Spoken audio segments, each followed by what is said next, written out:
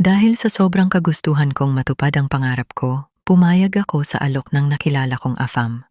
Pero hindi ko ito sinabi sa mga magulang ko dahil sa, Dear Ate Ann, itago niyo na lang ako sa pangalang Nana. Isa po akong simpleng babae na may malaking pangarap para sa aking pamilya at sa sarili ko. Dahil sa hirap ng buhay, naisip kong subukan ang pakikipagkilala online. Doon ko nakilala ang isang AFAM na 20 taong gulang. Mabait siya sa umpisa, magalang magsalita at palaging sinasabing gusto niya akong tulungan. Hindi nagtagal, niligawan niya ako. Kahit malayo ang edad namin, hindi ko agad iyon inisip dahil ang nasa isip ko ay ang magandang oportunidad na ibinigay niya. Sinabi niyang handa niya akong pag-aralin bilang caregiver. Siya raw ang sasagot sa lahat ng gastusin tuition, mga gamit, allowance, at iba pang kailangan ko. Para sa akin, parang sagot iyon sa matagal ko ng panalangin. Dahil sa sobrang pananabik kong matupad ang pangarap ko, pumayag ako. Hindi ko rin ito sinabi sa mga magulang ko dahil natatakot akong tutulan nila ang desisyon ko.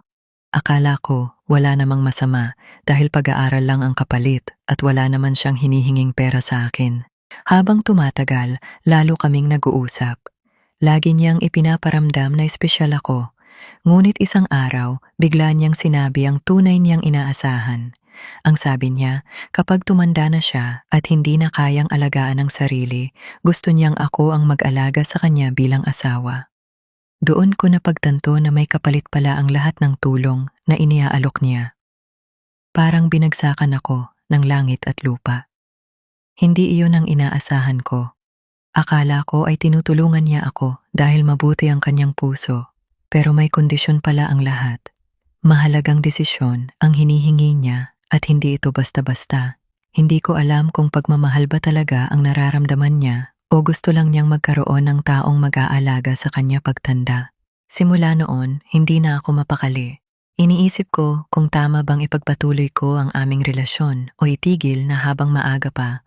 Ayokong gamitin ang pangarap ko kapalit ng isang pangakong hindi ko kayang tuparin.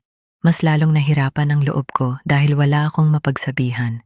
Hanggang ngayon, hindi pa rin alam ng mga magulang ko ang lahat ng nangyari.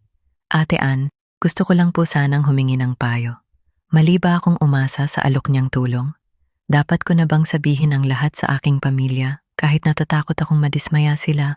Ayokong dumating ang araw na magsisi ako sa isang desisyong ginawa ko dahil lang sa kagustuhang makapag-aral at makaahon sa kahirapan. Maraming salamat po, Ate Ann. Sana ay mapili ninyo ang aking liham upang magsilbing paalala sa iba na hindi lahat ng magandang alok ay walang kapalit. Minsan, ang pinakamahalagang desisyon ay ang piliin ng sariling dignidad at kapayapaan ng isip kaysa sa pangarap na may mabigat na kapalit.